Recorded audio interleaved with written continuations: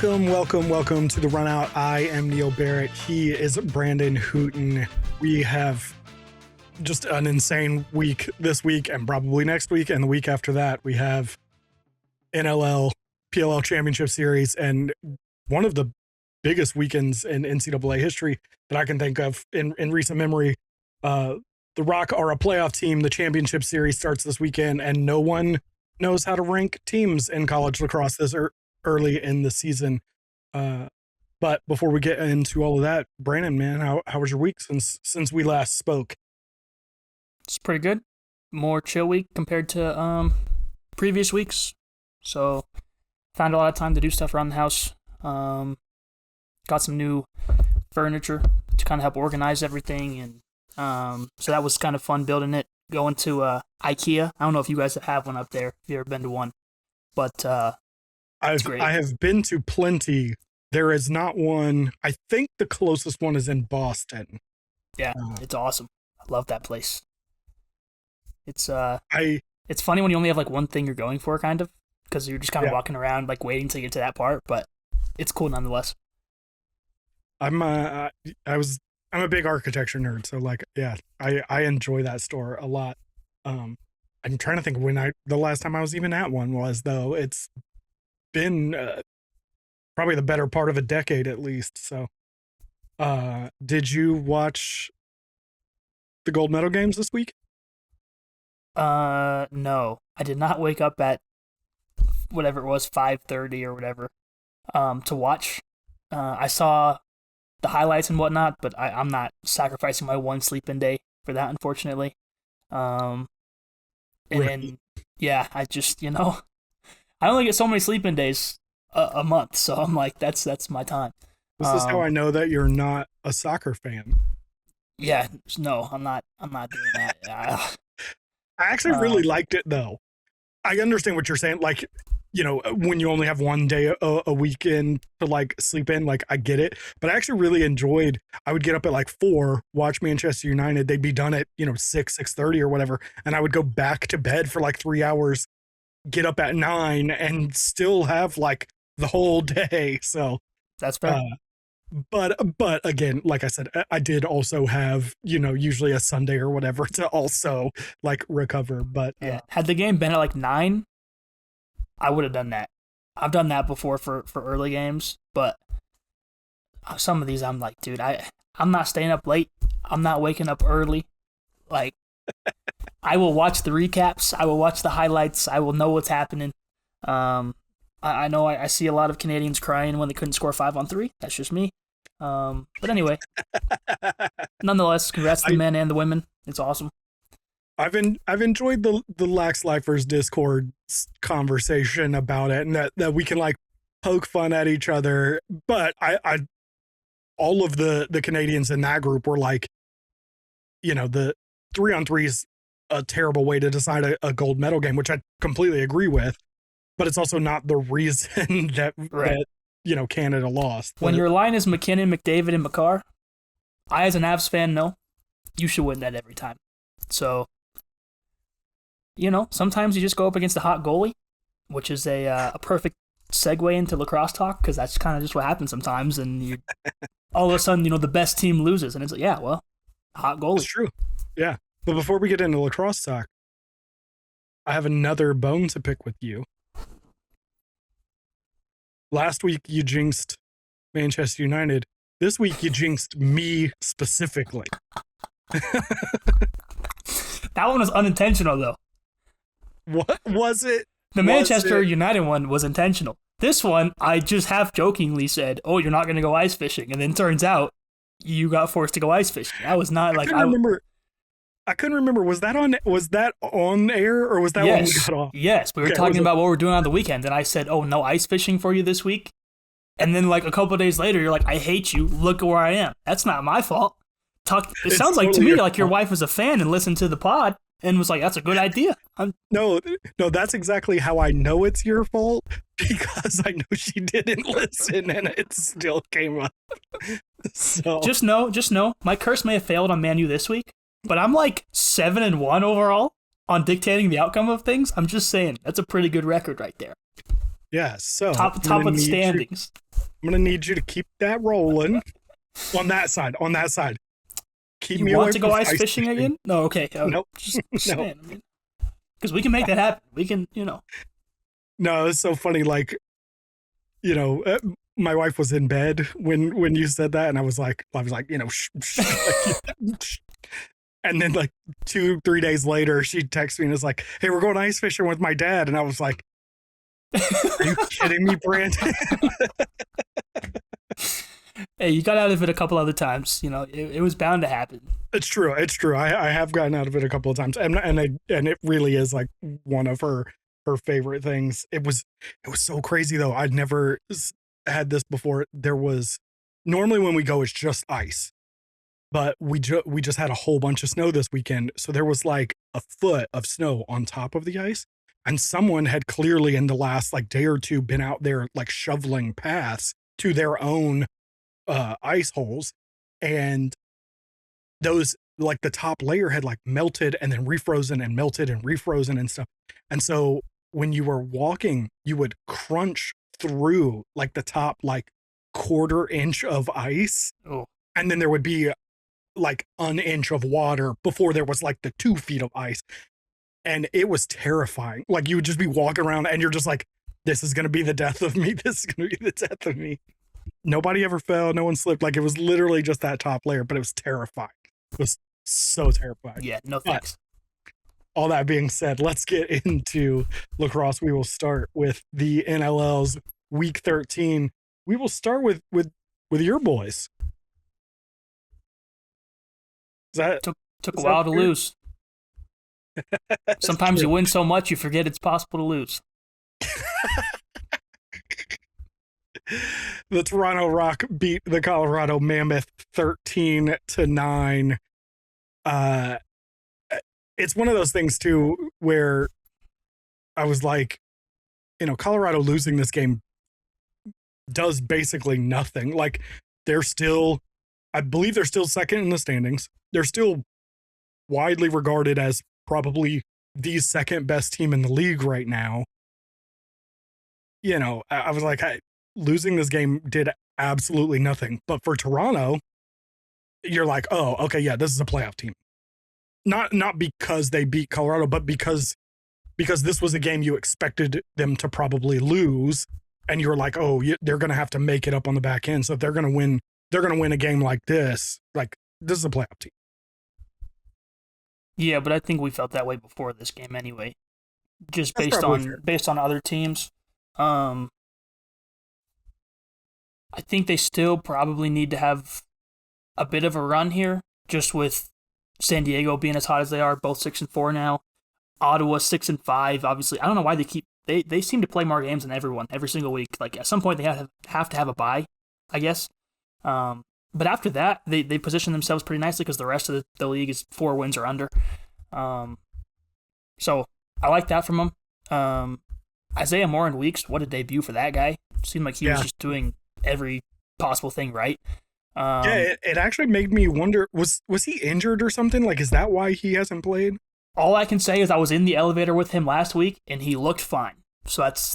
Yeah. I don't know if he was injured or scratched, but... I actually forgot. I remember when he was drafted and people were like really excited. And then I actually forgot that they had drafted him because he hadn't played all year. Yeah. And then when I saw him, I was like, oh, because I turned the game on late. So I was like, oh, has he been hurt or like what's been going on with him? So I didn't know if you knew, but I don't know. But dude had the game of his life, if you will, in his debut, which, maybe that solidifies him in the lineup. I'm not totally sure who didn't play because of that. I know they had some roster shakeups a little bit. Actually, did Dan Craig get scratched now that I'm looking at this? He may have. But regardless, to me, this was just more of just like a bad game from Colorado. Second time this year that Owen Ron has led us in scoring. Both were losses. I love Owen Ron. I like when he scores. Obviously, that's not going to cut it. And more than anything, I mean, I put this on Twitter too. I felt like they were just really undisciplined. And I even said at one point, like, they need to tighten up before they play themselves out of this game. And sure enough, that's what ended up happening. You lose a game by 4, and the Rock went 4 for 7 on the power play. I mean, you gave them 7 opportunities. There was only one that I disagree with, and it's less about the call itself. It's more about the rule. I don't think if your defender pushes the offensive player into the goalie, that's on the offensive player. Like, maybe force your defender to play better defense and not get beat. That's just me. But like that fourth quarter was just horrendous defensively from Colorado, and their offense, to me, it just seemed like they kind of like got away from what got them to this point of being 8-2 and just kind of sunk back into just like doing whatever. Lots of one-shot possessions, lots of just shots going above the goalie, just to the sides, like just random things. So didn't like that. Definitely felt more like that game against Philly, week 3, whatever that was. So, again, it doesn't make me worried at all, not in the slightest, but it's one of those things. It's just like, to have your streak come to an end like that is frustrating to me, especially because I've said for a lot of weeks now that a loss is coming. It's just a matter of when. I kind of expected it to be a 1-goal loss to someone, so not ideal for that front. But like you said, good for Toronto. Vintage Mark Matthews with 6 points was fun to watch. But yeah. Owen Hiltz with 5. Yeah. But actually, how many goals did he have? Did he only have? He had 2. 2 goals, 3 assists. I feel like consistently he's a guy that's kind of quietly racking up points that I don't. Yeah, I was actually. Maybe it's just because he doesn't look like a rookie, so it's just like you kind of expect him to play well, but he's been good every week, I feel like. Yeah, I mean he's closing in on CJ a little bit. He's 5 points behind him overall. But both of them have separated themselves. Nolan Byrne is 3rd for rookies, and he's 7 points behind Owen Hiltz, 12 points behind CJ. So, yeah, they both have kind of separated themselves a bit. We'll see how that. Don't worry, Michael Grace is coming, boys. Not in the points category, but he's coming for that Rookie of the Year.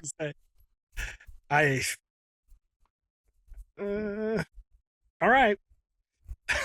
Let's move over to the next game that saw Vancouver beat Buffalo 11-9. I'm not even really sure how much there is to really talk about this game.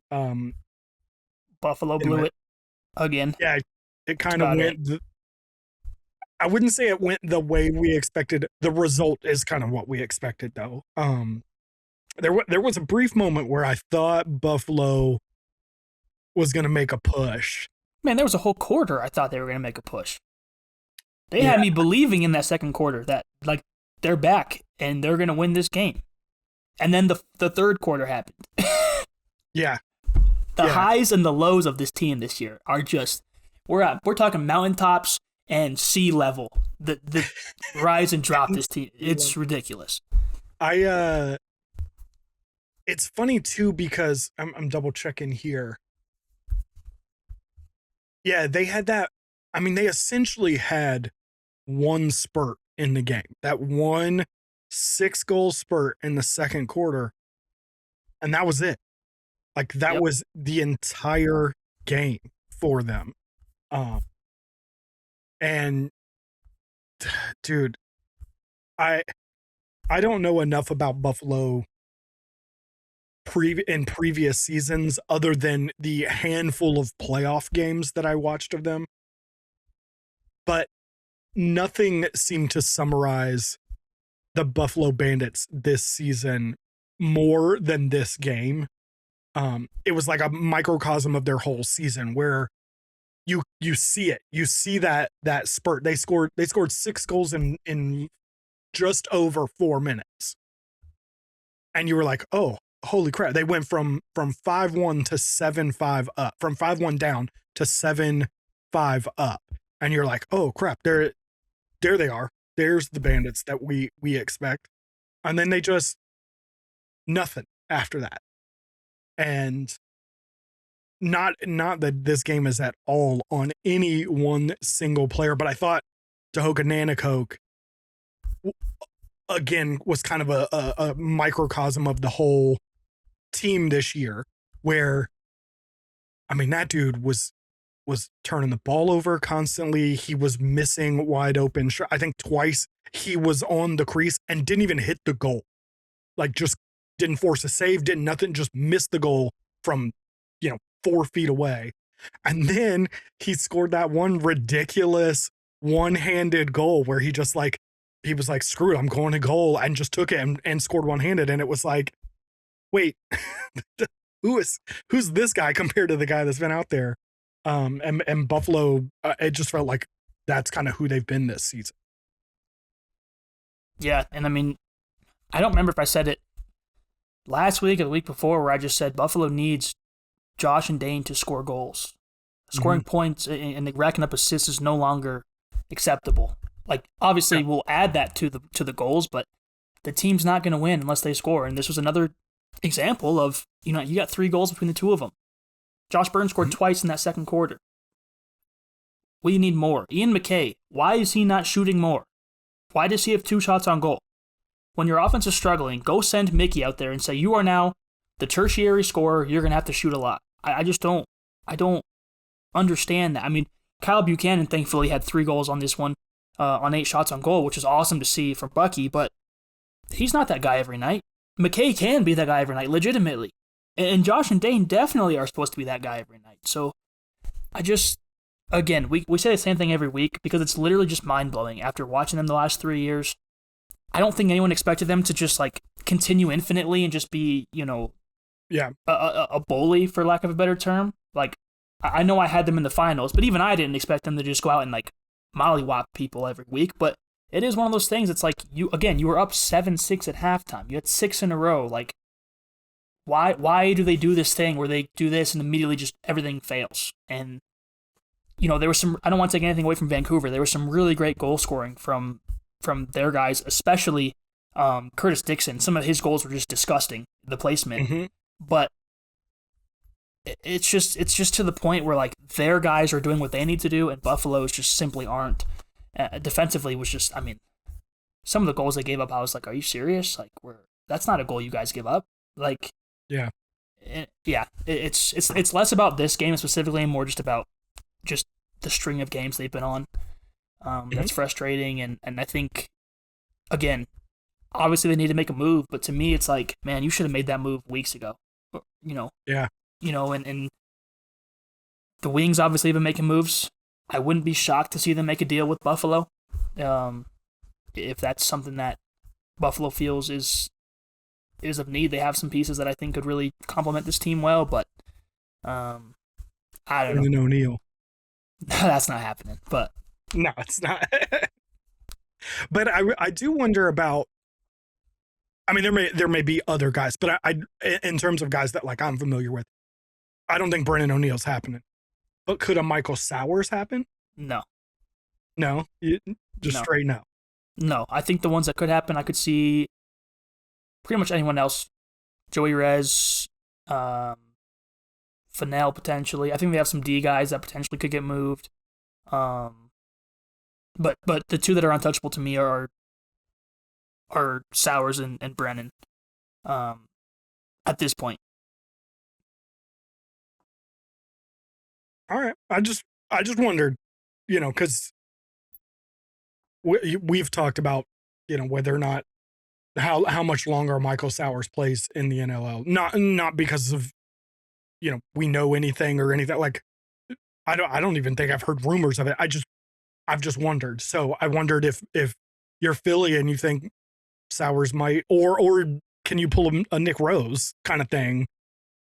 Get him traded through the end of the season, but then he re-signs or whatever. I don't know. I'm not. I don't know. That's sketchy now because most of that didn't work out for Toronto. If you think back, they got Nick Rose back, but Corbs didn't go back. Desnu didn't go back. Was it just them 2, or was there one more? It might have just been those 2. So that's where it's like, maybe you have a Nick Rose situation, but worst case you don't, and then you end up just trading guys just for the sake of doing it. But I think Michael Sowers is more Nick Rose than Desnu because he's such a Philly guy. He's such a Philly guy. So, but again, that's not to, like I said, it's not like I'm hearing rumors or anything. I'm not saying that. It just clicked in my head of like, obviously Brennan's not. Can you get someone else of that, of a Michael Sowers kind of level? So, I agree with you. It's probably not likely. And actually, when you said Joey Rez, I was like, oh, actually, no, yeah, like him and Fennell, like you said, make a lot of sense. I mean, if Philly's gonna sell, I think Joey Rez is the first, assuming he wants it. I don't think they're just gonna trade him without asking, but yeah, well, and I think you want someone that can support Josh and Dane, not take the ball out of their stick like a Michael Sowers would. He wants the ball in his stick. You want those two having the ball, and you want someone that can play off. So, like you said, those two guys that you suggested are probably better fits for sure. The last thing I was going to say about Buffalo is the terrible thing about them is it's not getting easier. They've got Sask twice. We've talked about this before. They've still got the Mammoth again. They've got the Warriors again. They've got the Seals coming up. They even have the Nighthawks. Would you take them over the Nighthawks right now? Probably nope. not. And I told you that before the game on Saturday. Yeah. So because I like a lot of the things Buffalo has. It's just they're not putting it together. Not that Rochester necessarily is, but yeah. So I mean, they end the season at Oshawa, and then they have at the Rock coming this weekend, and it's like, those are the two. Maybe they win. I'm not even sure that you'd pick them over the Rock right now with the way the Rock are playing. But all that to say, they don't have a favorable run in either. So at what point, you're talking about making a move to try and make a playoff push. At what point do you go the other way? And you just basically punt on this season and start looking for pieces or whatever for next season and maybe the season after. I don't think they do that because who do they have to trade? None of their D guys are getting moved because they're all older, so no one's trading for them. Their O guys, I think they view as the present and the future for the most part. Neither. They're not trading Josh and Dane. I don't think they're trading Tahoka. They're not trading Mickey. Ryan Benesh, but who's trading for Ryan Benesh right now with the way he's playing? The problem is all their guys that you would consider, hey, maybe they could trade. If they're going to do something, like, why would not just wait till those guys get released and then go sign them for free? Well, and to be fair, I don't know contract statuses on a lot of these guys either. Is there a place where that information is like available? No. Okay. I asked Adam Levy a couple of years ago if there was like a list of like free agents that I could look at, and he was like, there technically is one, but not that's open to the public. Which I find ridiculous because it'd be really, really helpful when we're talking about stuff to just kind of factor in, like, can we sign this guy? Is that possible? Like, but whatever. Yeah. All right, let's move on to the one Saturday game, right? This was the only Saturday game. San Diego beat Halifax 9-8. I'm curious what you thought about this game because at the end of the day, San Diego won another game. They have been on a bit of a roll lately, but it feels like a team that's been on a roll as well as they have should maybe beat Halifax by more than one, maybe. Yeah, I think they got a little bit lucky here. Again, if they beat Colorado this week, then I'll start to be like, all right, San Diego's a good team. Problem is, like we've been talking about, they've beaten a lot of bad teams, and this was a case where they scored one goal in the first and fourth quarters. They got really lucky that they put it on them in the third, and Halifax never responded. And again, credit to them for doing so, but the rest of this game outside of that third quarter was not pretty for San Diego. Point blank.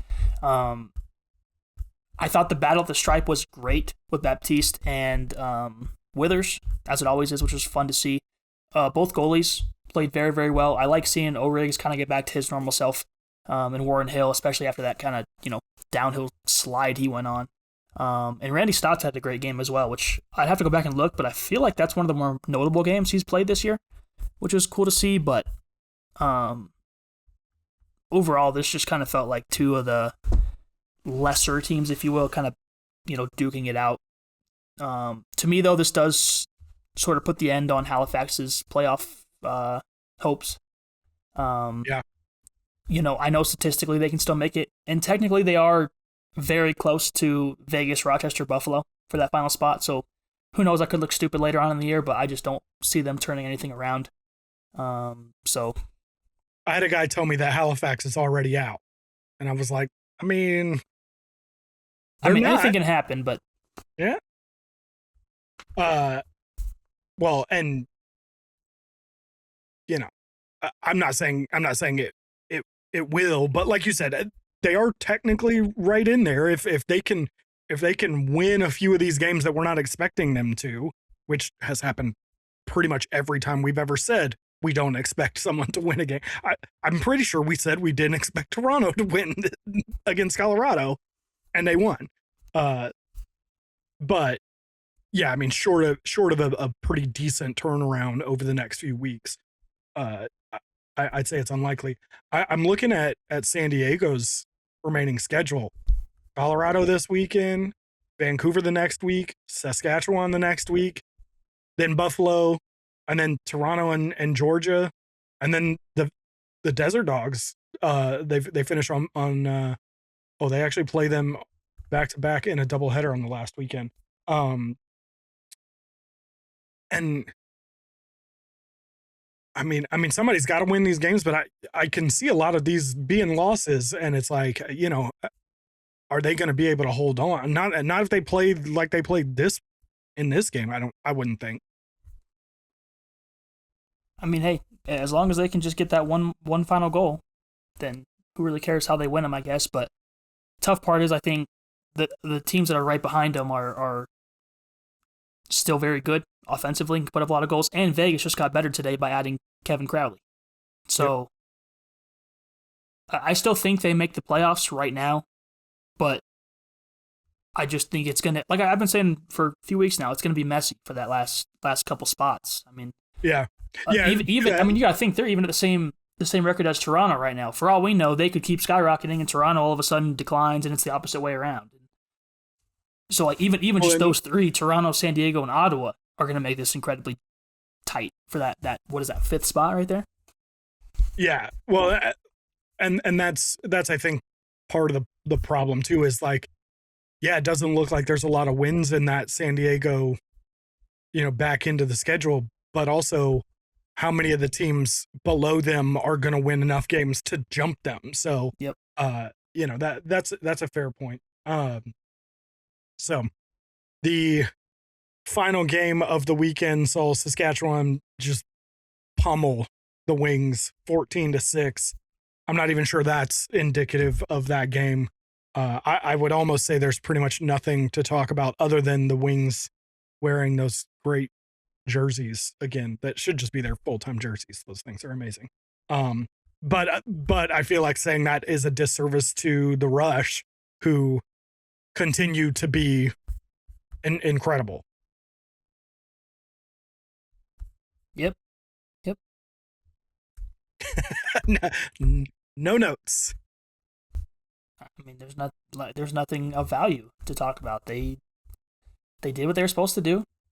Ryan Keenan, huge game again with 8 points. Again, every week. Is this the second week in a row that Saskatchewan's had an awful first quarter and came back? Or was that 2 weeks ago when they were down against Calgary? I think it was 3-0.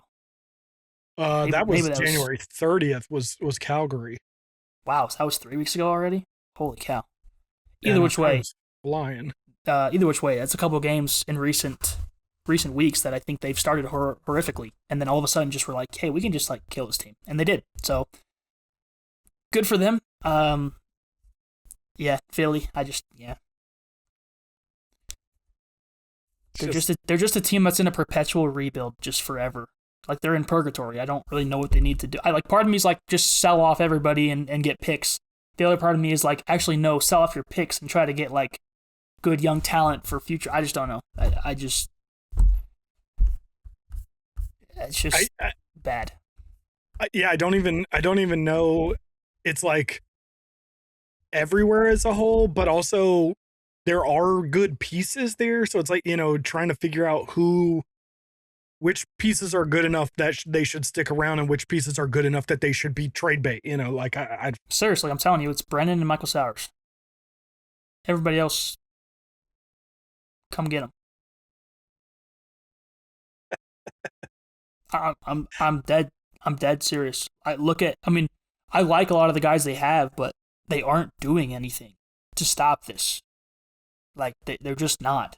Their defense, Nick Demude, while I don't think he's, a top 3 goalie in the league, he's a good goalie, and his defense is leaving him out to dry quite a bit. He made 42 saves in this game and still gave up 12 goals. And again, they're playing the rush, so take that with a grain of salt. But this is happening week over week now. Not even now. It's been happening week over week. And even in this game, like, Brennan has 7 shots, Michael Sowers has 6 shots, Phil Caputo has 7 shots. Between the 3 of them, they have 2 goals. Joey Rez, 13 shots, no goals. Blaze has 3 shots on goal with a goal. Again, Skiggs is very good in net. I'm not saying he's not, but it's the same story every single week with this team. Outside of like the occasional, like, we beat Colorado or we beat Buffalo, and then it's back to just this. Just randomly. Yeah. And they just traded Nick Rowlett as well. So Bo Columbus, I guess, is the guy at the stripe moving forward. Which is bizarre to me. I guess we can kind of move. I was going to talk about the trades next. Nick Rowlett was at 60% this season. And I'm just like, we traded him away for a 4th round pick so that we can play the guy that's at 33%. Yeah, but I mean, Rowlett's been injured quite a bit over his career. And I think they really do believe in Columbus long term. So it's one of those, like, we can get a pick. Because Rowlett's getting scratched. There's no point in having 2 faceoff guys on your roster. There's just not. So you have to pick one. If you believe in Columbus, then you get a pick basically for free. You also open up a roster spot, and they use that to sign Ron John. So maybe that helps their offense as well a little bit, or at least scoring. I can't believe that the face-off matters guy on this show is the one that's like, get rid of the 60% guy. I'm not saying get rid of a 60% guy. I'm saying get rid of the guy that can't stay healthy and also gets you a free pick. But if he was a healthy scratch, then, like, what are we doing? Well, was he healthy? He was healthy scratch this game? I don't know. I legitimately have no idea. Maybe he was. I don't know. No, I asked Kyle, Kyle Bennett, OTB, for anyone who doesn't know, who, like, directly covers the Wings. And I don't even think he knew. I think he said something about there had been an injury, but he didn't know what the deal was with Nick, because then my question would be, why would Toronto trade for a guy who's been out injured, who, like, hasn't even come back from an injury yet? I don't know, but again, he gets you a pick that you can use. Again, if you believe in Bo Columbus long term, that makes sense. Then again, this is the Wings that we're talking about. Nothing they ever seem to do makes sense to me. That's not a shot at anybody. Like, they all know better than I do at constructing a roster. But like I just got done saying, it's a perpetual rebuild year after year. It's never like the only positives they have right now are that they have Brendan O'Neill. That was their one. Think about it. What else have they done in recent history that you're like, wow, this is going to make them so much better in the future? It's that. It's Michael Sowers. They got Dave Mood in the PCLC dispersal draft, which they feel pretty good about. I think they feel good about Deacon Knott for, but everybody else on the roster has taken a step back. Yeah, I mean, that defense is... It's atrocious. Yeah. Again, we're not even just talking about this game. They're playing the top offense. I get all that. But, I just... It's so funny because I'm so frustrated about this. It's not even my team. I just want to see good lacrosse, and like it's frustrating to me when this isn't even just a lacrosse thing. When franchises can't figure out how to just like, okay, it's time to scrap everything and restart, or it's time to go all in and figure this out. And the Wings just feel like they're in like a push-pull situation where like sometimes they want to be all in and sometimes they're wanting to scrap it. And then it's like, well, we got this really good player, so we can't scrap it. Oh, but that didn't work out either, so now we're kind of going to trade away Nick Rowlett and whoever else, and just it's like pick a side and just go with it. Like, honestly, when I first read Nick Rowlett, part of the reason I got into like the stats was because it felt like we are punting on the season kind of move of like, all right, let's get rid of some of these guys that we can get rid of, try and pull in some draft capital that maybe we can either use or make some other moves happen or whatever. And then I was like, but wait, he's hurt. Like, or he hasn't been playing for several weeks. So like, whatever that means, whether he's hurt or he's been a healthy scratch or whatever. But then they signed Ron John, and I'm not saying that he's the biggest, defensive name out there. And obviously they had a roster spot open up, but it just, I don't know. It was like you're saying, it felt like a move that was punting on the season, but then not quite. And it was like you're saying, like, I can't figure out what we're doing here. And how we're going to try to make this make sense. Cause it doesn't seem to in any real way. And I like, as much as I want to like some of their offensive weapons, Brennan O'Neill, Joe Resiteritz, Eric Fennell, Michael Sowers, even Kyle Jackson, who hasn't been there for a whole lot of games and is about to miss a couple more, has worked fairly well. He's got 14 points in 3 games. Like he's worked fairly well there. But then you look at the team, and like we said, we're not looking at just this game here. You look at this offense, and they're under 10 points in like they're under 8 points, 8 goals in a majority of their games. Like, as much as we're like, yeah, the defense is atrocious, it doesn't really matter how good the defense is if the offense can't score more than 8 goals more regularly. Like what even is the point here? So I don't know. They're all over the place. The other one you mentioned, the other trade was Kevin. Well, not trade, because he was a free agent, but Las Vegas picks up Kevin Crowley. Wondered and this is me honestly asking because I know Kevin Crowley. I know he's a good player. How much does this move the needle for Las Vegas, though? You're asking the wrong guy because I wanted him to be in Colorado. So that should answer your question. Well, the thought I had was, I know he's a good player, and I know he can improve offense, but offense hasn't really been the Vegas issue, has it? Yeah, but why not make it even better? Also, in this move, you get Tyson Gibson on the active roster as well, which, as a big Tyson Gibson fan, that's going from Ben McDonald to Gibson and Crowley, that's a pretty good move. Now, them trading away a defenseman today as well to the Wings, that's a bit of I didn't expect them to do that, but maybe they're seeing something on film that makes more sense for them to move on from that. But I like Kevin Crowley, so I'm gonna say it's a good move regardless, but who knows? Talk about a guy that Philly probably could have used. Well, yeah, but he's out west. He's not going to go to Philly. I know he runs a youth program in Vancouver, from what I understand. So it was kind of like he has to stay out west. And they play Vancouver this weekend, his former team. Revenge tour. Just saying. Pretty exciting stuff. That's a pretty good transition into this coming weekend, which is massive. There are 10 games on the calendar for the NLL this weekend. 6 teams are playing double headers this weekend. Georgia, Philadelphia, Saskatchewan, Buffalo, San Diego, and Vancouver are all playing double headers this weekend. We have Georgia going to Philadelphia, Saskatchewan at Buffalo, San Diego at Colorado, Vancouver at Las Vegas, Saskatchewan at Rochester. They're just doing a East Coast tour.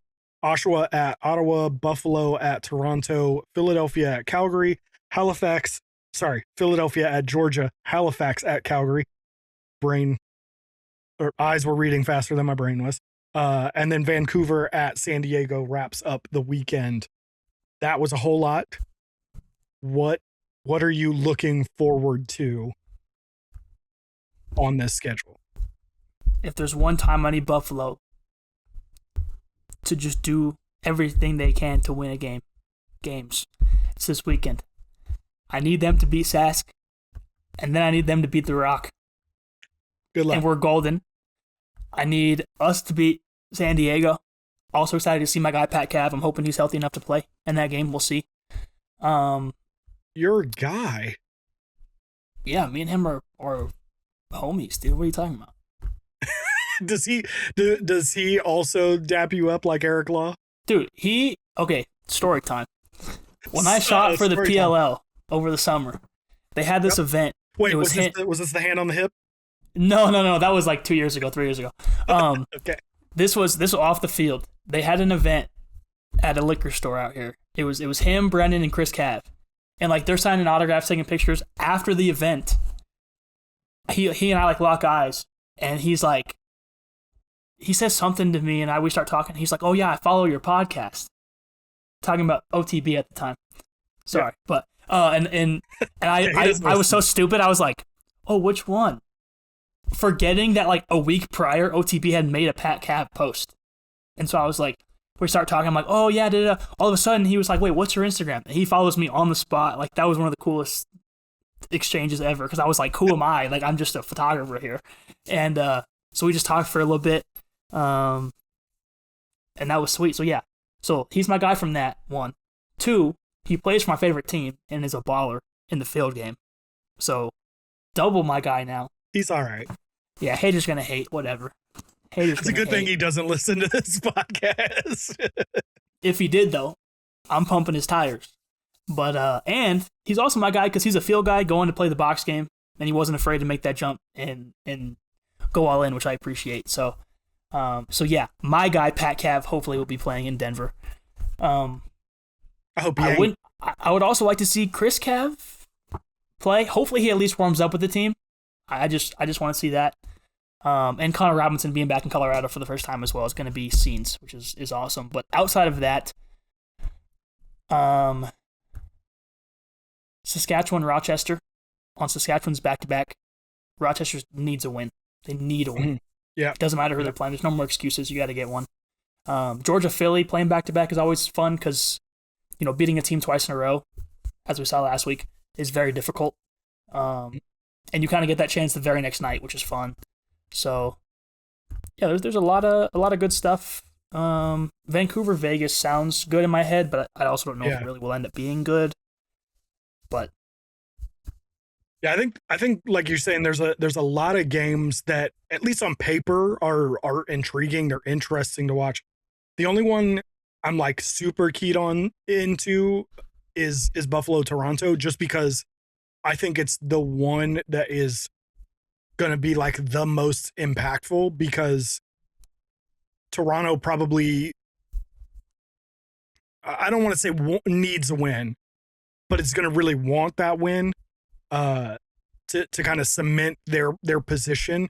But Buffalo needs that win, especially although not just if, but especially if they lose that game to Saskatchewan. They cannot be 0-2 this weekend. They can't be. I mean, 0-2 this weekend, and they're pretty much out of the play.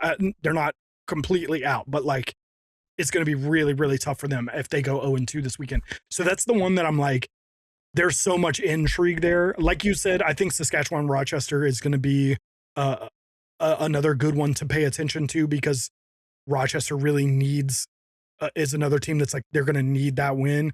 And Saskatchewan's going to probably, of course, they probably won't be. They'll probably be 14-6 winners again. But at least in theory, they're playing the second game of a back-to-back on back-to-back days.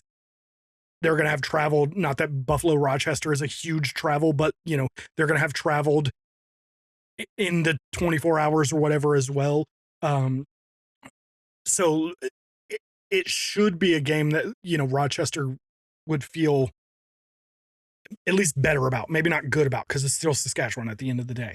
But yeah, and then I mean that Vancouver San Diego could just be fun, like just getting up and down the floor. It could be, but could also not be.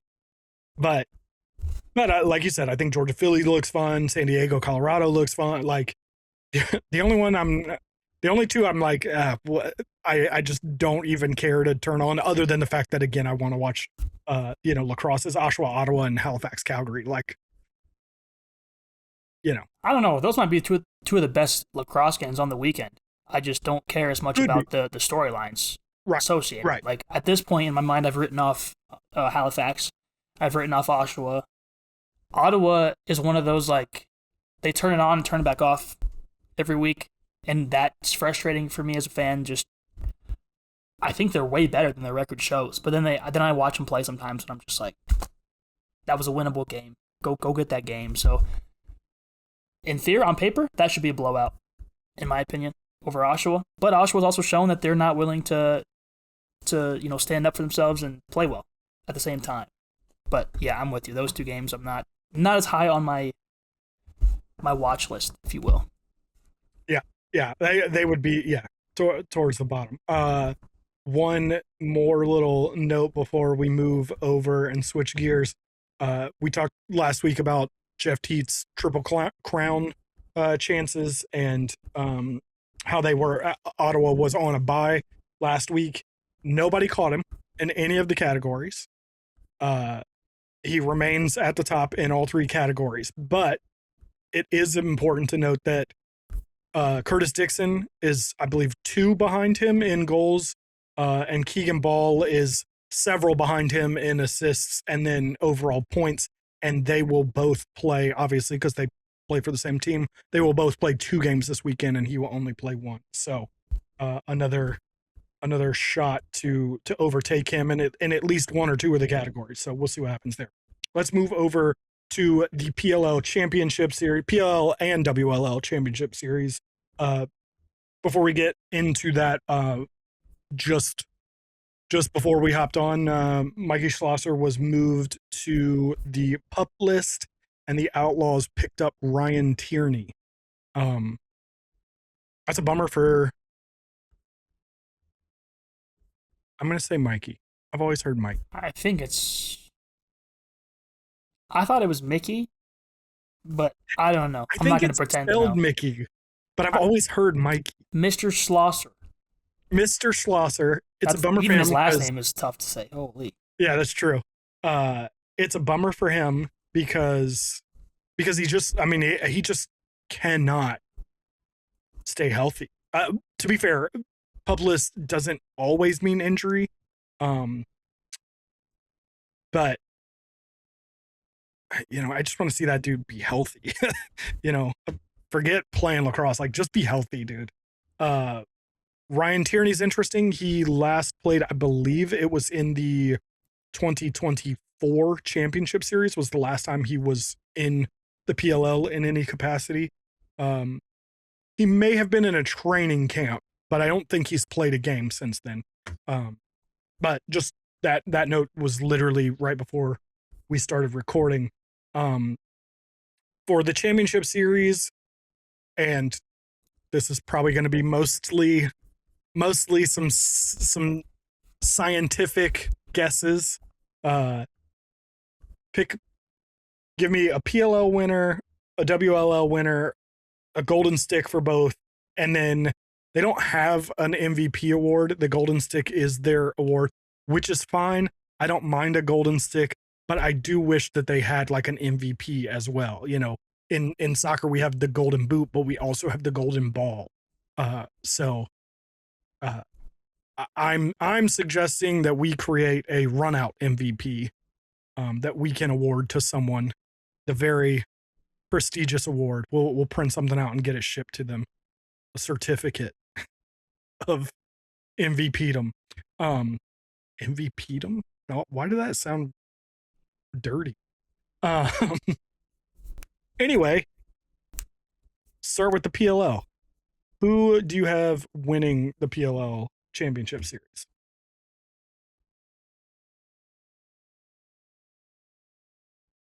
New York.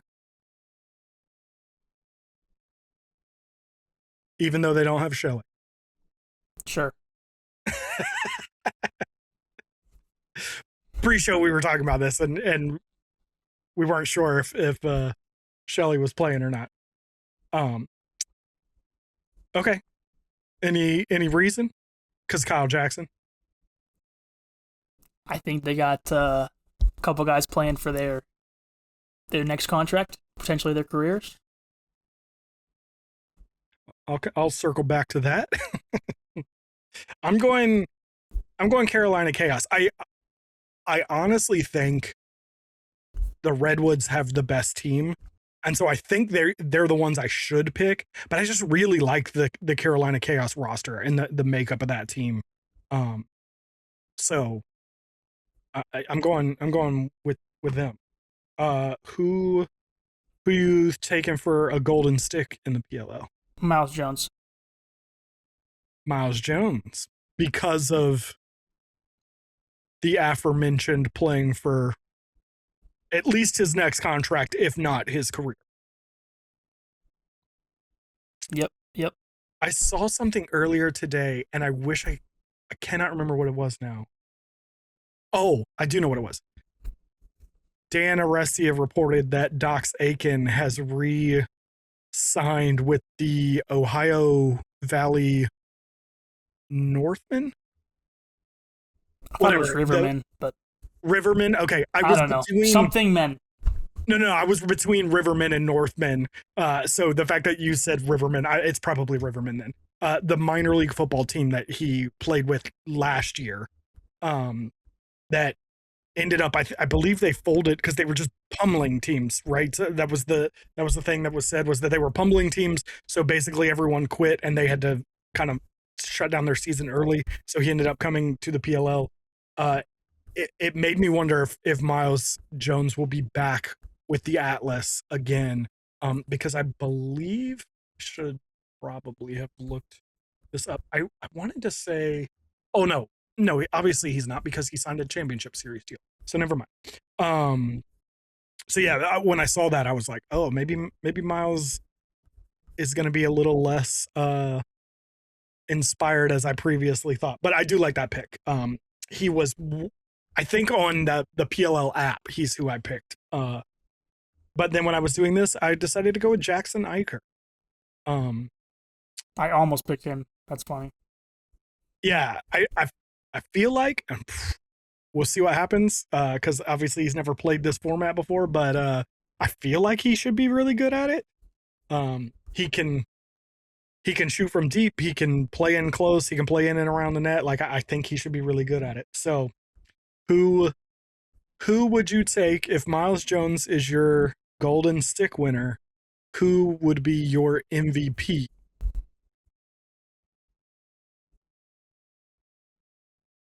Well, does MVP have to come from the winning team? I'm going to say no. I mean, they probably have to be at least a second place team, but Conn Smythe can go to a lesser, or to a losing team. McNaney, okay. I don't know. I just think his team is not his team for this event. So if they are even in any games, it's going to be because of him. Yeah. No, I mean, his team is on paper. They may show up and just knock the doors off of everything, but I don't know. I mean, what's his name? Dylan Malloy, I think could maybe make some noise. Yeah. I think, Jackson Eicher probably could. Austin Kaut, I think, is up there.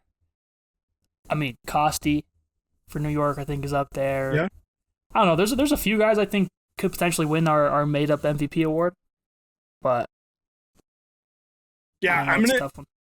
I'm gonna be interested to see because obviously the golden stick just goes to the person who puts the ball in the back of the net the most, but there's a lot of other ways to impact, even especially in sixes, where the guy could be, it could score 10 goals, but also have 10 caused turnovers on the defensive end that led to other goals or whatever. So, I it's one of the reasons why I wanted to have an MVP because I was like, I think that's interesting.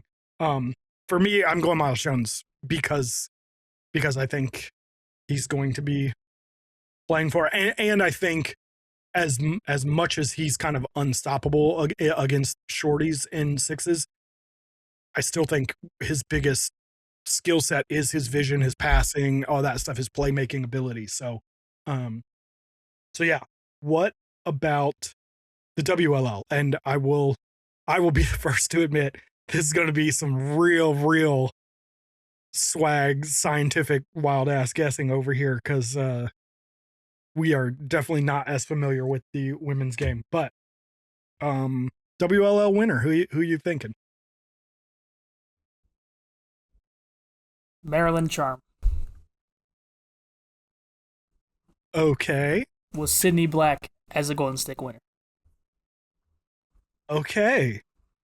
I believe she's on the roster. I really hope she is, otherwise I look stupid. But I was having trouble pulling up their roster in time. So, you know what's funny is I wanted to say that she wasn't, because I only wanted to say that yeah, I'm trying to pull it up. Their website doesn't, like, I can't find the roster button, so maybe I'm just stupid and can't find it, but I got it. It says she's on it, but I don't know if this is their Champ Series roster or not. It should. Actually, maybe it isn't because there should only be 12 people on this roster, right? But there's 12 plus 2 goalies. 14. Yeah, I think the 12 includes the 2 goalies. I think. Hey, again, let me see if I can. I'm gonna have to go. Again, their website doesn't specify; it just says roster when I Google it. So I'm like, I feel like did they post? Here we go. Okay, yes, Sydney Black is. Yeah. Sydney Black, Abby Bosco. Yeah. I thought Sydney Black was the one. There was a player that played last year that wasn't. Oh, you know what? You know who I think it might have been? I think it might have been Madison Doucette. Because I really loved watching Madison Doucette for the Charging last year. She became like one of my favorite. Oh no, she's on the roster for Charging too. I don't know. There was a player that I thought it was Sydney Black that I remember not being on a roster and being like, what in the world? Like, why are they not on a roster? But everyone I can think of that it would have been is on a roster. So maybe I completely made it up. I don't know what happened there, but I really don't hate the Sydney Black shout. I think she was way closer to it last year, and the Charm were not a great team. So I think they, if they can make any more of a run, make it to the championship or something, I think she has a good chance. I went back and forth. I ended up going with the California Palms. I don't know why. I really like that team for some reason. I've really debated because you're gonna put it past the Guard. I think the Charging are great. So that's who I picked. I wouldn't say I'm super like hardcore about it, but should be a good one. You picked a golden stick. I still have to pick a golden stick. I originally wrote down Charlotte North.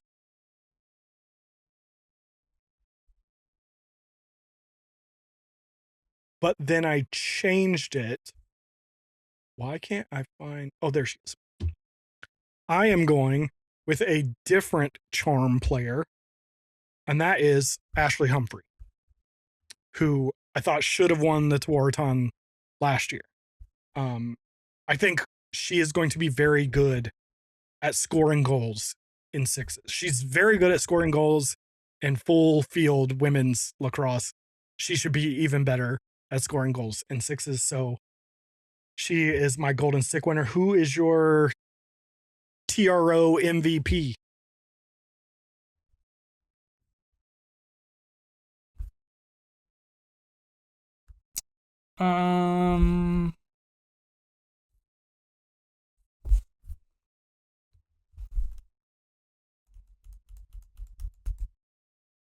Boston won it last year, right?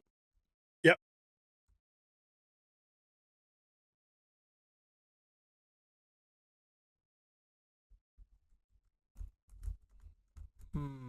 Hang on.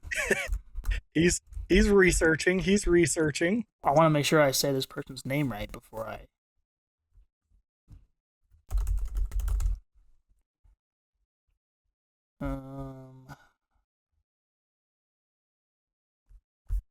Because I almost picked this person for my golden stick. Yeah, I think I'm gonna go with Emily Harschuk. Okay. Because why not? I mean, she won the Golden Stick last year. Like, yep, you know, yep, and she's gonna be motivated to win it this year. Well, she's the one.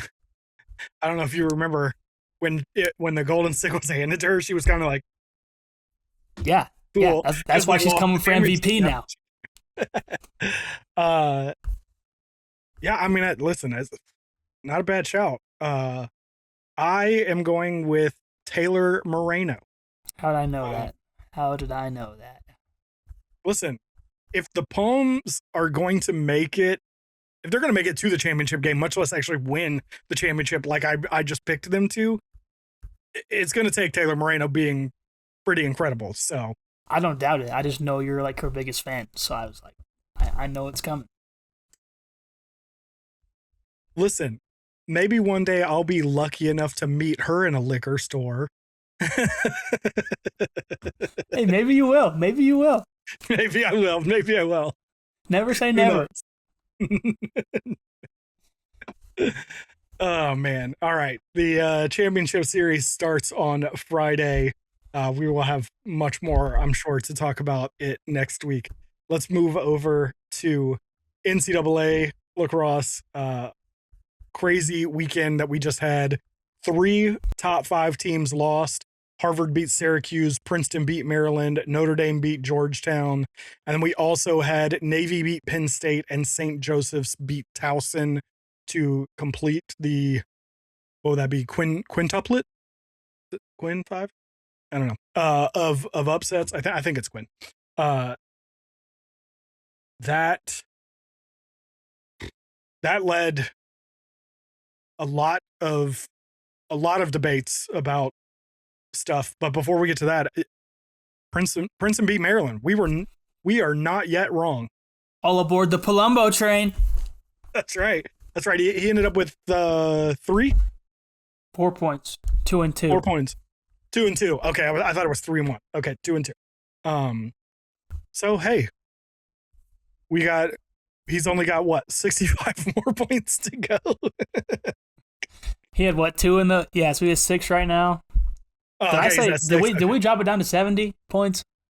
To be completely honest, I started on the show. We said 70, and then I started looking at like historical midfield seasons, and I was like, Miles Jones had one of the best midfield seasons we've ever seen in 2016, I think, and he had like 71 points, and that was like unheard of. And I was like, we should probably drop this to like 60 for Chad. Hey, I'm down with that. I don't really care. As long as he gets to the Final Four, dude, I'm cool with it.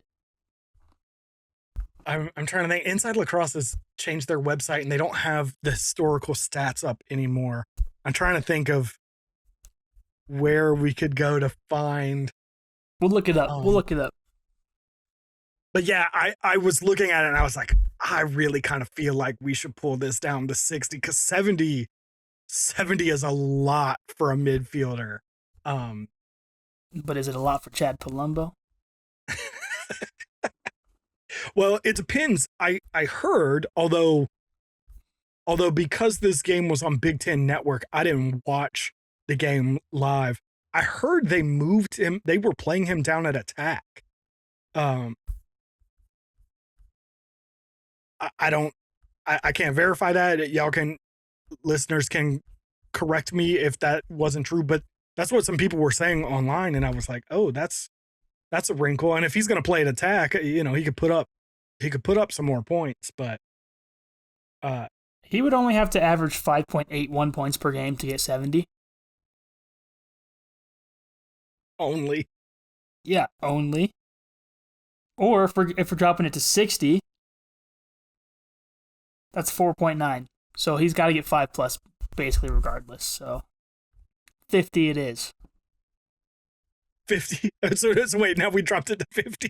50 in a Final Four appearance. 50 in a Final Four. I'll give you 50 in a Final Four. I'll take. Otherwise, if there's no Final Four, we got to get to 60. Okay, a slide scale. I like it. Yeah. 60 and no Final Four, 50 in the Final Four. Okay. All he needs is one 10-point game, and that, now we're down to 5.2 average needed. Here's the question for you. Has he ever had a 10? Man, I don't know. I'm looking at it. At this point, has he had a 5-point game? I couldn't tell you. Well, I think he's had a 5-point game. Oh, dang it. We got to do it. I'm pretty sure he's had a 5-point. I want to know what his highest point total. He has had a 5-point game. He had a 6-point game against Cornell last year. Oh, he had an 8-point game against Syracuse last year, whom he's playing again this weekend. Was that the final or the quarterfinal game last year? It must have been May 17th. Yeah, that would have been. That's funny. That means he had 8 points and Joey Spallina had 8 points. See? That's funny. So 8, I think, is his career high. He's had 5 a couple of times. I still really like Nate Kabiri. Yeah.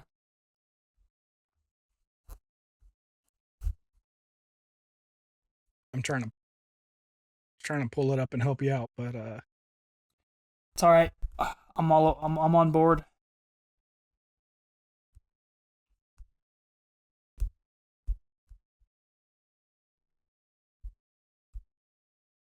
Yeah, it does look like the 8 points was his highest point total game. So, hey, like you said, they got Cuse again this weekend.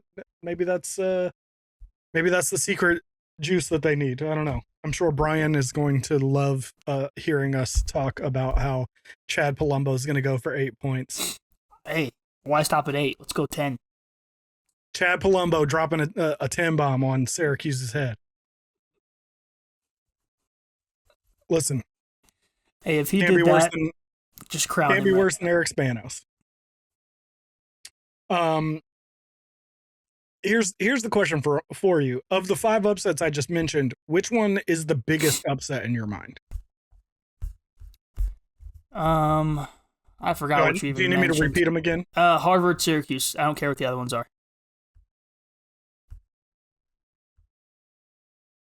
Harvard, Cuse. Here's my thing. I think Harvard is just one of those teams that matches up with Cuse. Like, we talked about it before. Like, they're just one of those because they beat them last year in the Dome. I think they're just one of those teams that just match Syracuse. All of what Harvard does well is the things that Syracuse doesn't do well. Like, they just match up so well. I also think that Harvard is a good team. The one that surprised me the most, I think, was Navy beating Penn State. That was way out of left field. Like, I don't think that Penn State team is as good as people think it is, but I didn't think that they were going to be beat by Navy. But that being said, I agree. I mean, the Harvard one was a big win. Princeton, Maryland is not that big of a surprise, and I'm not even sure Notre Dame, Georgetown is really an upset. It was technically an upset based on rankings. I don't think it's really much of an upset. Elsewhere, UNC beat the brakes off of Hopkins 17-9. Cornell struggled with Denver until they didn't.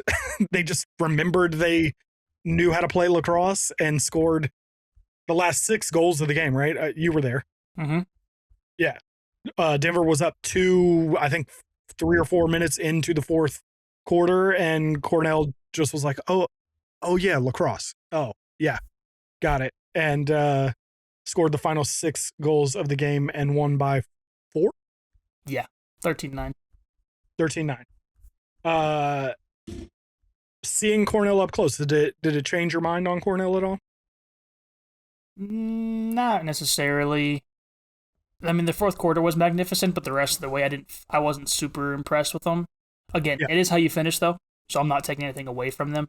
Yeah. But it was one of those, like, where was this all game type of moments, where they were down 2, and then all of a sudden, like you said, they started scoring, and then, like, all of a sudden, now their fans in the stands are hyped, and now their sideline's hyped, and all of a sudden it was like, here's momentum, and they just, like, ran with it, literally. Yeah, that avalanche. They kind of just won, like, every face-off after that, and put the ball in the back of the net, like, every possession, it felt like. So, if they can do that, or, like, similar to that, more often, I would like that and feel better about them. But, yeah, the first 3 quarters, I was like, oh, actually, Denver kind of has a shot at this thing. Yeah.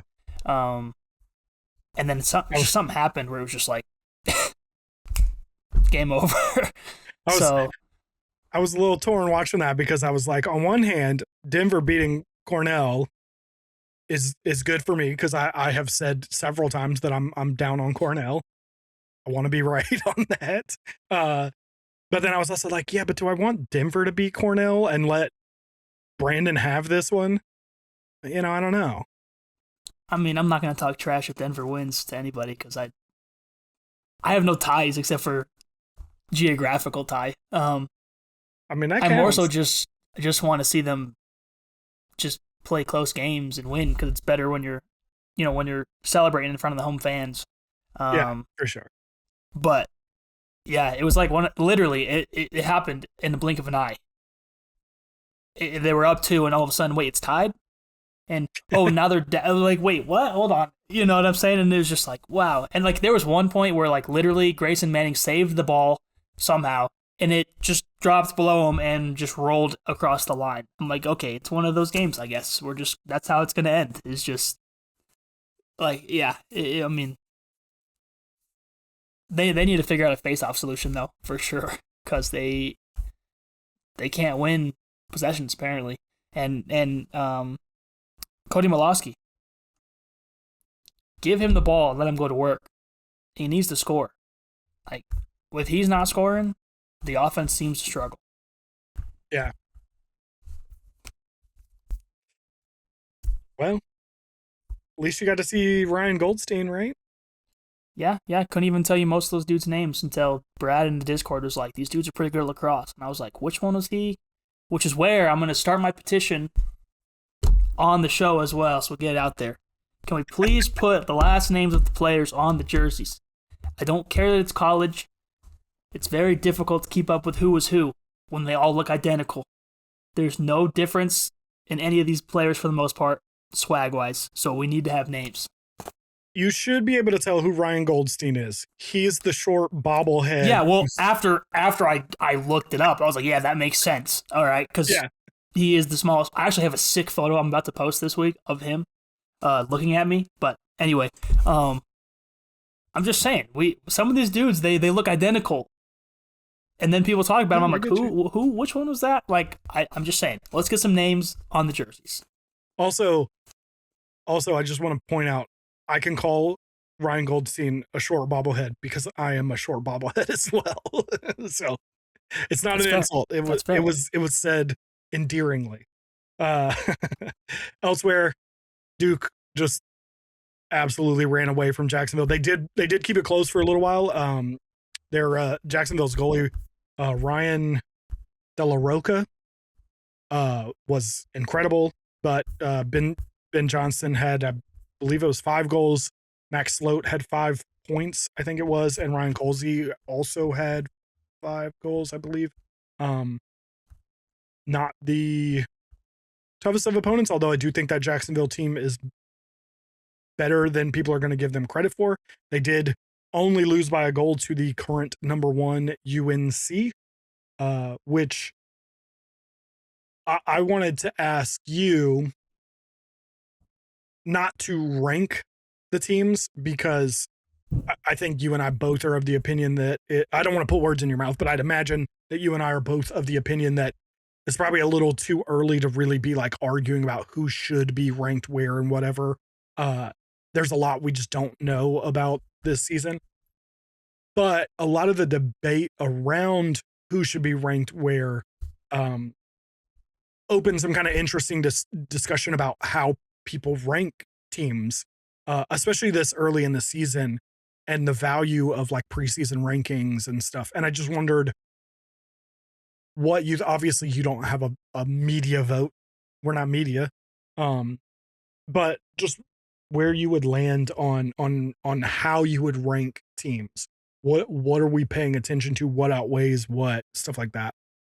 I think the top 10, there's too much emphasis on who you played. And I think the 10 through 20, there's not enough emphasis on it. It feels like the top 10, like people will vote these teams in because, oh, well, they played a top team, but they went 0-2 against those top teams. And I'm not, like, a team like Maryland's a perfect example where they lost back-to-back weeks against teams that I think are really, really good. So I don't think they should be, like, unranked or anything. Right. But people are still going to have them, like, touted as, you know, a top team when it's like, well, maybe they end up being, but right now, probably not. Whereas, like, the 10 through 20, sometimes I feel like we see teams in there that are just like, why are you in here? Oh, well, they're 3-0, but they played nobody. So you should factor that in at that point. Like, Cornell, I have it pulled up right now. Cornell's ranked 3rd on this list. Did I watch Cornell this week and really think they were the 3rd best team in the country? No. You know why? Because I don't think Denver's a top 20 team in the country. I was surprised they were even ranked this past week. Like, respectfully. Obviously, I want them to, but, like, I just don't, you know, it's that type of thing where I'm just like, I don't feel like they're better than a lot of these other teams. It's just strange to me. I talked about it earlier a couple weeks ago. I think preseason rankings are dumb. They're based off of how we feel about things, I guess. Vibes. Like, yeah, it's literally vibes and smiles. Shout out to Deej. Like, we just, oh, this team has Eric Spanos, so they're number 1. What? Like, no disrespect to Eric Spanos. They were ranked number 1 in preseason polls, and now you lose back-to-back, and it's like, you got to win one of those games to live up to that hype. You know, has Notre Dame played anyone to the level of a Syracuse, of a Princeton, of a Maryland? Like, no, but they're ranked 1st on this list. Wait, what list are you looking at? I have it when you go to NCAA's website. Okay, you're on the NCAA list. Okay. And then you click USILA coaches. Inside Lacrosse doesn't load for me. Coaches poll. So take that with a grain of salt, I should say. But regardless, this is a good example of coaches saying this where I'm like, they probably know more than me. They do know more than me. But still, I'm just like, I just disagree with rankings. Basically, it's all subjective. I don't know.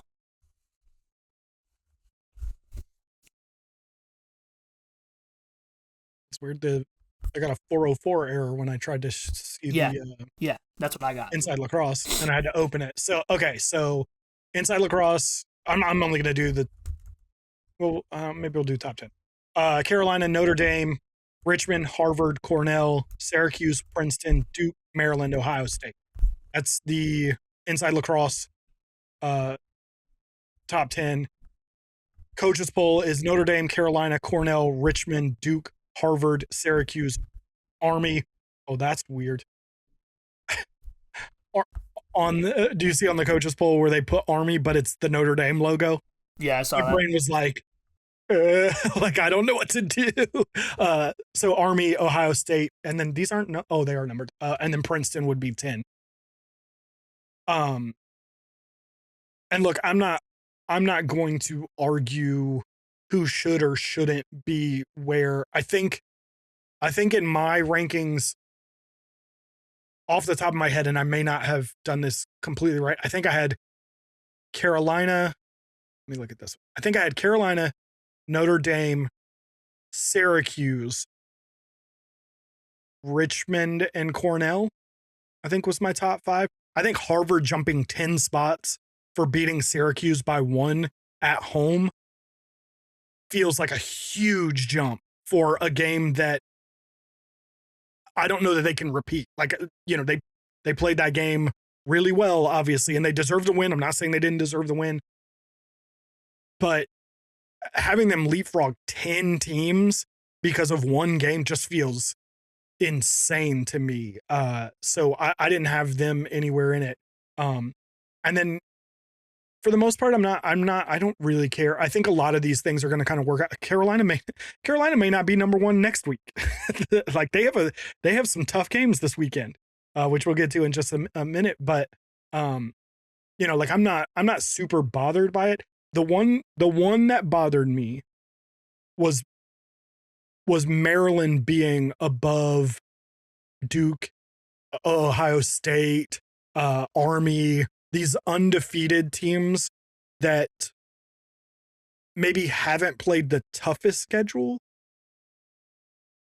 I don't mind having Syracuse or Princeton or some of these one-loss teams above those. I think that's close enough to be like, well, yeah, Syracuse has one, or, Princeton has 1 loss, but it's to Syracuse. So, like, I'm fine with them being above those Dukes and Ohio States and stuff that haven't played.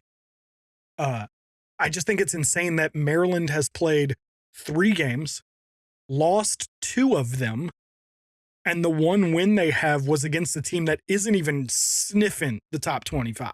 Like, they're not even close. So how they would be ranked above undefeated teams just seemed crazy to me. And so much of it, like you said, is built on the backbone of a preseason ranking that was based off of vibes and smiles and how we thought a team might maybe show up on the field. And they clearly are. I mean, that Maryland being number 1 at the beginning of the season made no sense to me at all. It's literally a glorified power rankings. That's all it is. Everybody gets upset about power rankings or says they don't matter. And then they get into college sports and all of a sudden it's like the holy grail. I just don't. That's why I don't like the rankings. I just think they're generally stupid, especially because not everyone's voting on the same, like reasoning essentially. Like, yeah, I just don't. That's my opinion. I'm sure some people out there will say no, it's great, and for the most part, people agree. I'm like, cool, but I mean, they're just, again, is Cornell better than Syracuse? Are they better than Richmond, Duke, Harvard? Maybe they are to some people.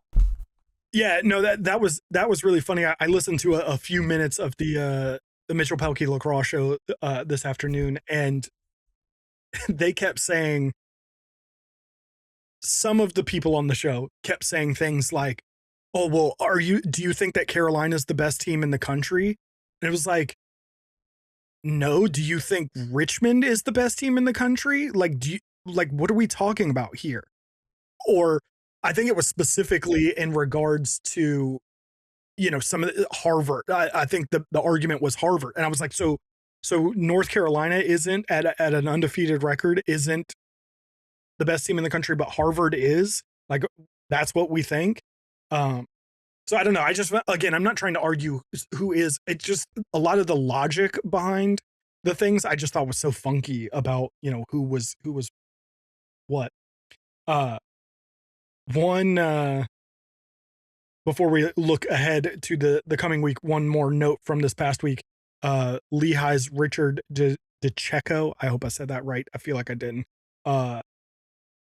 broke the NCAA caused turnovers record, and still has 10 more games to go. I think he needed 12 caused turnovers coming into the season, and ended up breaking that within 3 games or something like that. So just incredible, and probably a guy that we're gonna see on the PLL fields this summer somewhere. But let's look ahead to this coming week.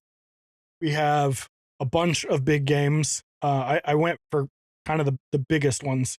I'm not going to go through every single game. Syracuse, Princeton, Cornell, Richmond, Ohio State, Georgetown, Notre Dame, Maryland, Hopkins, Virginia, UNC, Princeton, and Duke, St. Joseph's. Denver also plays Michigan, which is probably going to be a pretty decent game. I believe Michigan. Nope, just kidding. Michigan's not ranked, so never mind. Then again, Hopkins and Virginia are, so you never know. Anything here sticking out to you? Syracuse, Princeton, obviously. Yep.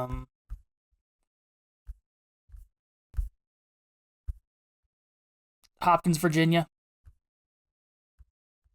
Battle of the crap programs, legacy programs. And then Notre Dame, Maryland, because I think it'll affect the rankings. Funny enough, quite a bit. It could. I won't say it will. It could. I mean, Maryland goes 1-3 to start a season. Like, holy crap! Yeah. So I'd say those 3 probably. Let me just double check Sunday as well. Why did it go back to February? Their site is awful. And then Princeton, UNC as no NCAA. Princeton, UNC Sunday is also one I will be paying attention to. So I would love to see Princeton beat UNC.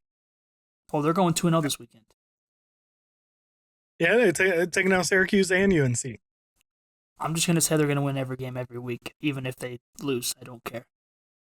To be fair, I didn't put it down here because I didn't think they were ranked. Let me double check that. They are actually ranked. UNC also plays Penn earlier in the weekend.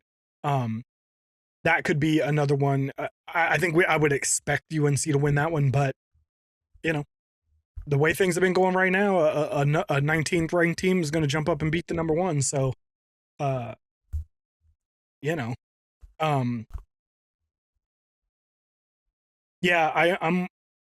I'm with you. Obviously, the Princeton games with Syracuse and UNC are going to be big. Cornell, Richmond, I think, could maybe start to tell us where those 2 teams are. Because I still feel like both of those teams, they're good teams, but how good? Like, I don't really know where to slot them in some of these games. So, I think it might tell us something. And then obviously, selfishly, Duke St. Joseph's, like, this the first like real Duke test. I mean, I think Jacksonville is a good team. I think Utah is better than people want to give them credit for being. But this is going to be their first, real. I don't even want to say real test. The first sort of test for them. And I'd like to see how well they perform. They have been kind of clicking on all cylinders, and I'm a little worried to see what happens with this St. Joe's team. But I also feel like we're kind of ramping up into the ACC. So St. Joseph's this week, and then they head out to Colorado to play Air Force next week. First real road trip for them. So oh shoot, when is that game? Is it a Saturday game? It is the 7th. I don't even know what the 7th is. Yeah. Yeah, it's a Saturday game. Yep. Yeah, so I not that Air Force is going to be the toughest competition for them, but a good road game I think will be good. And then they've got 2 weeks until I guess it's 3 weeks until Syracuse at the end of March. So when things are really going to pick up for them. So like I said, a good test to see kind of where they are, the next kind of step up in competition and stuff. So like I said, selfishly, I'm really interested in that one. So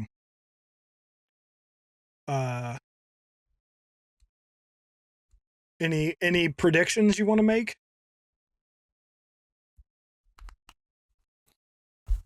Nope. Nothing at all. Nothing at all. All right. Well, that will do it for us this week. Before we get out of here, Brandon, you got anything going on this week, man? We'll see. I'm trying to get my credentials situated for Denver, Michigan, but sent the email yesterday, have not heard back. So hopefully that's happening. Otherwise, going to a card show Sunday. If I don't shoot the game Saturday, I'll just go Saturday and Sunday, which will be great for my card collecting. Not so great for my Instagram posting, but, one of the two will happen for sure. I'm assuming you'll be at the Mammoth game. Oh, I do have that Friday night as well. Yes. First Friday game, I think, of the year, actually. That's at home, so. Straight from work to do more work. More fun work. That just gave me exhibit Pimp My Ride vibes. Like, we heard you like your work so much, we gave your work more work. Pretty much. I think me and my wife are house sitting for someone this weekend, so I'm kind of hoping with all this. Ice fishing. No, stop. Why? Why? I'm kind of hoping with 10 NLL games. I don't remember the exact number of championship series games, but between the PLL and WLL championship series games and this crazy slate, I legitimately can't remember a weekend of out of conference games like this coming weekend, where there are just so many like top tier matchups taking place. I can't remember the last time we had that out of conference. I mean, obviously you get into ACC and Big Ten and Ivy League play. A lot of these teams end up playing each other, but these are games that we don't see every year necessarily. So I mean, obviously Hopkins and Virginia usually play each other, but like I'm really excited. I'm hoping that I can sit my butt in front of the TV as much as my wife will let me, and get to watch this. And then obviously Manchester United plays this weekend, and then you know what else is this weekend? It's Elimination Chamber, dude. Gotta be watching that wrestling. Yeah, I'm busy that day. You're busy every day. I don't know what you're talking about. That is true in a literal sense, but also in a joking sense. I can't watch. Listen, Elimination Chamber is fun. I need Phil Short to come back on the show so we can talk some wrestling again. Yeah, sure. No pun intended. He's like, I won't be here, but sure. Yeah, do that. The entire time would just be me saying, yeah, so how about Rey Mysterio? What's your opinion on Rey Mysterio, Phil? Hey, might be having a retirement match at WrestleMania. Nice. I won't watch it, but I'll root for him. I hope he does well in it. We have these, the Funko Pop, things. We have a couple of them. Usually, sometimes like when we travel or something, we'll grab one, about the trip or something. And for Christmas, we have some friends that like collect them, and they knew that obviously that me and my wife were into wrestling, and they bought us a bunch of these mini Funko Pops. They're like this big, and I think we have 2 or 3 Rey Mysterio. They bought us a bunch of them, and I think we have 2 or 3 Rey Mysterios. And I was telling my wife about you and how you like Rey Mysterio, and she's like, "Should we send him that?" And I was like, "I don't think he cares that much," but I think I told her the thing about you. You said it was you had a Rey Mysterio action figure or something, right? Yeah, back when they made the minifigures. Yes, I used to have them. And so in her mind, she was gonna make up for your missing minifigure with the mini Funko Pop. No, because then I'd have to find some place to set it, and then people would have to ask me about it. Like, I don't know. See a shelf. I can see a shelf right there. What shelf? Right there. There's too much stuff up there. Listen, I can see a perfect spot for that Ray right there. I don't. I mean, I would put them up there if I had one, but like, I already have too many collectibles that I don't have space for. Hey, I hear you're making some space for some collectibles. I mean, I have shelves now that I'm gonna be hanging up somewhere, hopefully. But we did a lot of work this weekend to show off some stuff, and it was a lot of just stuff. I don't know why I collect. It's ridiculous, but here we are. Listen, right now, because I have this little tiny space, I don't have anything up. But at some point when we move, there will be some stuff on display. Just don't ever move out, and you'll never. But we'll leave out on this. Shout out to my guy Pat Cav, signing my bucket hat last year. My guy. Hope he plays this week. I hope he doesn't. That's messed up. Just not even about him. Just so you suffer a little bit. I just want to see him. He doesn't have to play. He could be up top, hanging out. This is my version of ice fishing right here. Man, you don't have that same touch. That's not possible. Clearly, I don't. I don't have that same kind of touch. What can I say, man? I know a lot of how to use my energy, and I guess. Yeah, well, direct all of that energy that you have towards Princeton to Pat Cav playing. Nope. Princeton. Man, Princeton I took on as a joke. All right, if they want to, whatever. Princeton. As long as Chad Palumbo plays well. Palumbo. Yeah. Princeton, Yeah. Of course. But this is the one chance to see the boy play in person. Just saying.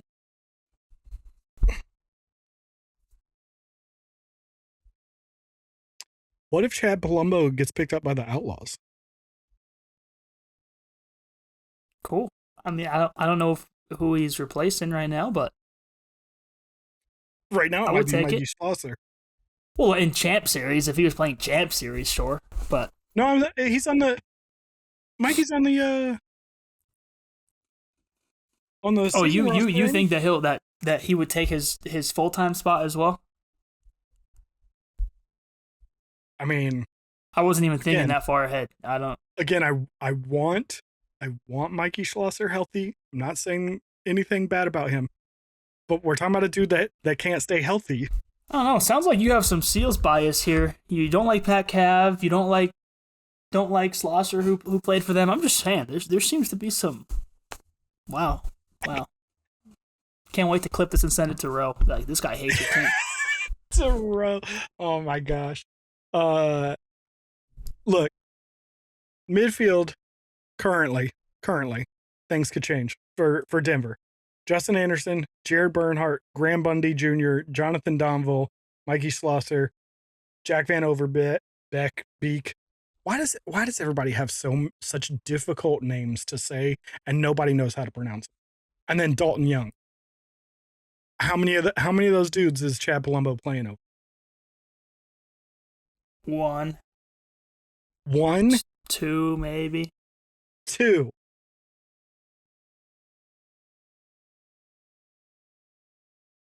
I don't know. I also don't care until it happens.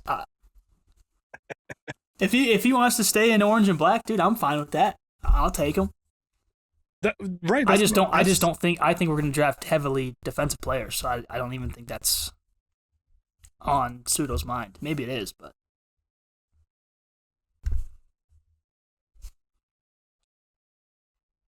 I just realized that Mike Manley and which of the Bernhardts was Jesse. it? Jared? Jesse. Jesse. Yeah, Jared Bernhardt's the midfielder. Idiot. I knew that. I literally just saw his name. They're not listed on your roster right now. Yeah, because they're free agents and there's potential that they retire.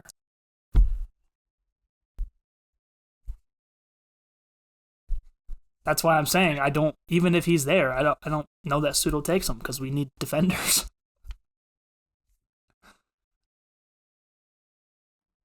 I mean, Manley literally said they in his press conference when talking about the Outlaws. He didn't say we. He said they. So I think he's done, but I think Jesse runs it back one more time. All I'll say is, I know at the end of a long season, lots of people go, I'm retiring. But then by the time the season rolls back around, they've got the bug again, they got the itch, and they come back. Hey, so. I'm cool with it if he wants to come back. And then we can draft Chad Palumbo. I don't know. I'll take whoever. All that matters is we have Pat Cav on the roster.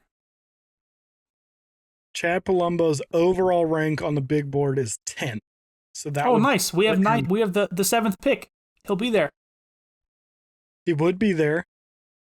The 10th pick would be the Cannons. I could actually see him playing with Cannons. But also number 9 is Bobby Van Buren, so that would probably bump him up a spot, which would put him with the Archers, who also need midfielders. So yeah, whatever. Anyway, that is going to do it for this week. If you want to keep the conversation going, the best place to do that is the Lax Lifers Club. That is our community, and at its core is a free Discord where you can talk all versions of lacrosse with other lifers who care about the game as much as you do. All the details are linked in the show notes or in the description if you're watching on YouTube. You can also find us on social media. Brandon is at Boot Sports Media, and I am Neil Barrett. Wherever you are listening, make sure you are subscribed, and if you've got a second to rate or review the show, it genuinely helps us more than you probably realize. And until next time, as always, we'll catch you guys in the comments.